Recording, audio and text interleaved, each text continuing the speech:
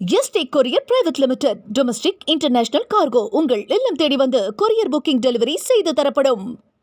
Doctor Sreevarma ஆயுள் தரும் ஆயுர்வேதா அறுவை சிகிச்சை இல்லா குணம் ஆயுள் கால நிவாரணம்.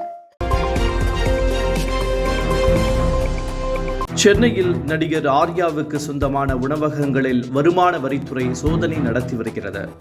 தமிழ் சினிமாவின் முன்னணி நடிகர்களில் ஒருவராக இருப்பவர் நடிகர் ஆர்யா. நடிப்பு மட்டுமின்றி ரியல் எஸ்டேட், உணவகம் உள்ளிட்ட தொழில்களிலும் அவர் ஈடுபட தொடங்கினார். இந்த தொழில்களை தனது தம்பியும் நடிகருமான சத்யா மூலமாக மேற்கொண்டு வருகிறார். நடிகர் ஆர்யாவிற்கு சென்னையின் பல்வேறு பகுதிகளில் சி ஷெல் என்ற பெயரில் ஏராளமான உணவகங்கள் இயங்கி வருகின்றன.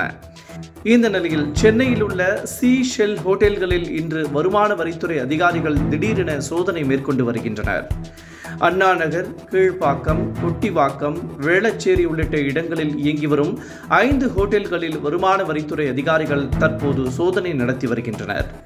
வருமானத்திற்கும் அதிகமாக சொத்து சேர்த்ததாகவும் வரி ஏய்ப்பு நடந்ததாகவும் நடிகர் ஆர்யா மீது புகார் எழுந்ததன் காரணமாக இந்த சோதனை நடந்து வருவதாக கூறப்படுகிறது. கொச்சியில் இருந்து வருமான வரித்துறை அதிகாரிகள் வந்து தற்போது சோதனை மேற்கொண்டு வருவதும் தெரிய வந்துள்ளது. அண்ணா நகரில் உள்ள கிளையில் மட்டும் 3 வாகனங்களில் வந்து தற்போது சோதனை நடத்தி வருகின்றனர்.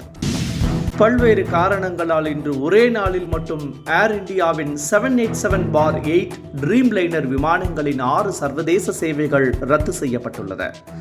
Delhi Dubai, Delhi Vienna, Delhi Paris, Ahmedabad London, Bengaluru London, London Amritsar உள்ளிட்ட சேவைகள் ரத்து செய்யப்பட்டுள்ளது.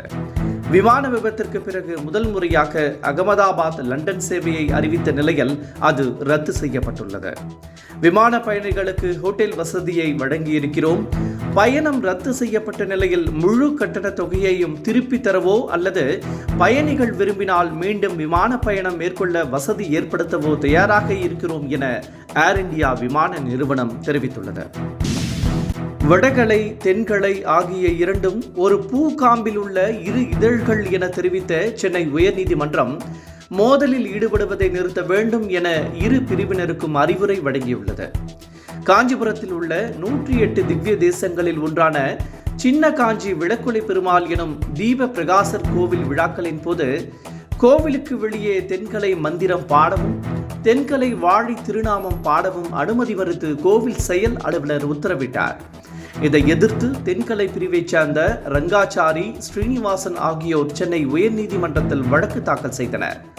இந்த வழக்கு நீதிபதி என் ஆனந்த் வெங்கடேஷ் முன்பு விசாரணைக்கு வந்தது. வழக்கை விசாரித்த நீதிபதி உரிமையியல் நீதிமன்ற உத்தரவை அமல்படுத்த உயர்நீதிமன்றத்தை பயன்படுத்த முடியாது எனவும் தீர்ப்பை அமல்படுத்த கோரி சம்பந்தப்பட்ட உரிமையியல் நீதிமன்றத்தை அணுகலாம் எனவும் கூறி தள்ளுபடி செய்து உத்தரவிட்டார். இந்த கோவில் விழாக்களின் போது வடகலை, தென்கலை பிரிவினர் அடிக்கடி மோதலில் ஈடுபட்டு வந்ததால் விழாக்கள் அமைதியாக நடப்பதற்காகவே கோவில் செயல் அலுவலர் இந்த உத்தரவை பிறப்பித்துள்ளார் என்றும் மோதல்களை தவிர்த்து 2 பிரிவும் ஒன்று சேர்ந்து குருக்களின் பாதைக்கு கௌரவம் அளித்து நம்பிக்கை பாதையில் நடைபெற வேண்டும் என்றும் நீதிபதி அறிவுறுத்தினார். திமுக இடி பயத்தில் உள்ளதாக முன்னாள் அமைச்சர் RP உதயகுமார் கடுமையாக விமர்சனம் செய்துள்ளார். தேர்தல் நெருங்க திமுக மற்றும் அதிமுக தலைவர்களிடையே வார்த்தை மோதல் ஏற்பட்டுள்ளது. முதலமைச்சர் MK ஸ்டாலினும் எதிர்க்கட்சித் தலைவர் EPSும் அறிக்கையின் மூலம் ஒருவரை ஒருவர் பரஸ்பர விமர்சனம் செய்து வருகின்றனர். இந்த நிலையில் EPSஐ KN நேரு கடுமையாக சாடியிருந்தார். இதற்கு பதிலடி கொடுத்துள்ள முன்னாள் அமைச்சர் RP உதயகுமார், அமைச்சர் நேருவின் மகனும் தம்பியும் இடி வளையத்திற்குள் சிக்கியுள்ளதாக விமர்சித்தார். திமுக மரண பயத்தில் உள்ளதாகவும் அந்த பயத்தை அப்படியே மெயின்டைன் பண்ணுங்க என்றும் கூறியுள்ள RP உதயகுமார் 2026இல் சந்திப்போம் என பதிலடி கொடுத்துள்ளார். தமிழகத்தில் மீண்டும் மக்கள் நல கூட்டணி உருவாகப் போவதாக வெளியான தகவலை இந்திய கம்யூனிஸ்ட் கட்சியின் மாநில செயலாளர் முத்தரசன் திட்டவட்டமாக மறுத்துள்ளார். 2026 தேர்தலையொட்டி தமிழகத்தில் மீண்டும் மக்கள் நல கூட்டணி உருவாகப் போக உள்ளதாகவும் அதற்கு நடிகர் விஜய் தலைமை ஏற்க உள்ளதாகவும் தகவல் வெளியாகி வருகின்றன. இந்த தகவலை திட்டவட்டமாக மறுத்துள்ள முத்தரசன் அதற்கு வாய்ப்பே இல்லை என்றும் இது போன்ற வரும் செய்திகள் அனைத்தும் வதந்தி என்றும் விளக்கம் அளித்துள்ளார். இந்திய கம்யூனிஸ்ட் கட்சி திமுக கூட்டணியில்தான் தொடர்வதாகவும் அந்த கூட்டணிதான் சட்டமன்ற தேர்தலை எதிர்கொள்ளும் என்றும் தெரிவித்த முத்தரசன் தங்களுக்கு பாஜக தான் எதிரி எனவும் கூறியுள்ளார். திமுக கூட்டணியை கடுமையாக விமர்சித்து வரும் கட்சிகள் அந்த கூட்டணியில் இருந்து இதுவரை வெளியேறாதது ஏன் என பாஜக மாநில தலைவர் நயினார் நாகேந்திரன் வினவியுள்ளார். மதுரையில் நடைபெறும் முருகன் மாநாட்டையொட்டி உருவாக்கப்பட்டுள்ள பாடலை நயினார் நாகேந்திரன் வெளியிட்டார். பின்னர் செய்தியாளர்களிடம் பேசிய அவர், திமுகவில் உள்ளவர்களில் பக்தி இருப்பவர்கள் யாராக இருந்தாலும் மதுரை மாநாட்டிற்கு வரலாம் என அழைப்பு விடுத்தார். திமுக கூட்டணிகள் கூட கட்சிகள் ஆட்சியை விமர்சித்தாலும் கூட்டணியில் இருந்து வெளியேறவில்லை என்றும் இதற்கு பதவி ஆசையே காரணமாக உள்ளது என்றும் நயினார் நாகேந்திரன் விமர்சித்தார். காவல் உதவி ஆய்வாளர் பதவி உயர்வில் பாகுபாடு என்னென்ன என சீமான் கேள்வி எழுப்பியுள்ளார். இது தொடர்பாக அவர் வெளியிட்டுள்ள அறிக்கையில், ஆட்சி முடிவு வரும் தருவாயில் காவல்துறையினரின் அதிர்ச்சியை சமாளிக்கும் விதமாக விருப்பமின்றியும் வேறு வழியின்றியும் கடந்த சட்டப்பேரவை கூட்டத்தொடரின் போது காவலர்கள் நிலை உயர்விற்கான கால வரம்பினை குறிப்பதாக தமிழ்நாடு முதலமைச்சர் தெரிவித்ததாக சுட்டிக்காட்டியுள்ளார். இதன்படி புதிய அரசாணையில் 3 ஆண்டுகள் முதல்நிலை காவலராக பணிபுரிந்த பிறகு ஏட்டாகவும், அடுத்த 10 ஆண்டுகள் மேலாக பணிபுரிந்த பிறகு சிறப்பு காவல் உதவி ஆய்வாளராகவும் பணி உயர்வு தரப்படுகிறது. அரசாணையின் பார்க்கும்போது பாகுபாடு இருப்பதை உணர முடிவதாகவும், எனவே தகுதி உள்ள அனைவருக்கும் பதவி உயர்வு வழங்க வேண்டும் என்றும் சீமான் வலியுறுத்தியுள்ளார். தக் லைஃப் பட விவகாரத்தில் கன்னட அமைப்புகளுக்கு கர்நாடக துணை முதல்வர் DK சிவகுமார் எச்சரிக்கை விடுத்துள்ளார். கன்னட மொழி குறித்து நடிகர் கமலஹாசன் தெரிவித்த கருத்து சர்ச்சையானது. இதற்கு எதிர்ப்பு தெரிவித்து கர்நாடகாவில் படத்தை வெளியிட அனுமதிக்க முடியாது என கன்னட அமைப்புகள் மிரட்டல் விடுத்து வருகின்றன.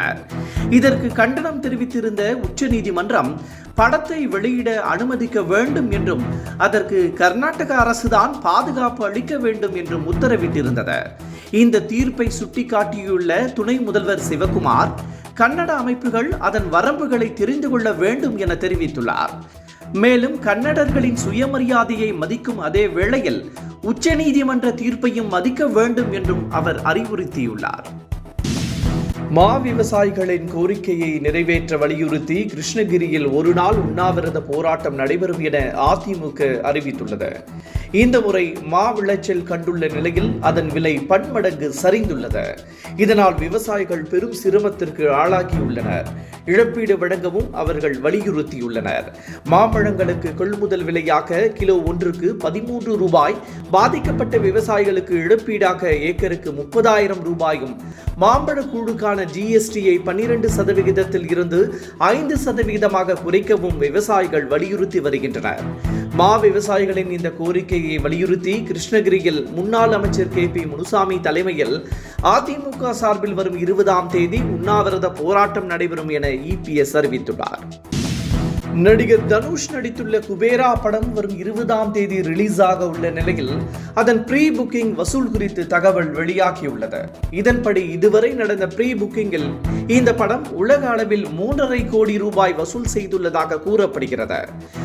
குபேரா படத்திற்கு பெரும் எதிர்பார்ப்பு இருந்த நிலையில் இது ஒரு சாதாரண வசூலாகவே கருதப்படுகிறது. ட்ரெய்லருக்கு நல்ல வரவேற்பு கிடைத்துள்ள நிலையில் படத்தை காண மக்களிடம் அந்த அளவிற்கு ஆதரவு இல்லாதது படக்குழுவை அதிருப்தியில் ஆழ்த்தியுள்ளது. எஸ்டேக் courier private limited domestic international cargo உங்கள் இல்லம் தேடி வந்து கொரியர் புக்கிங் டெலிவரி செய்து தரப்படும். டாக்டர் ஸ்ரீவர்மா ஆயுள் தரும் ஆயுர்வேதா அறுவை சிகிச்சை இல்லா குணம் ஆயுள் கால நிவாரணம். என்றும் உங்களுடன் மை இந்தியா. முக்கிய செய்திகளை உடனுக்குடன் தெரிந்து கொள்ள சப்ஸ்கிரைப் பண்ணுங்க, பெல் பட்டனை பிரஸ் பண்ணுங்க. என்றும் உங்களுடன் மை இந்தியா.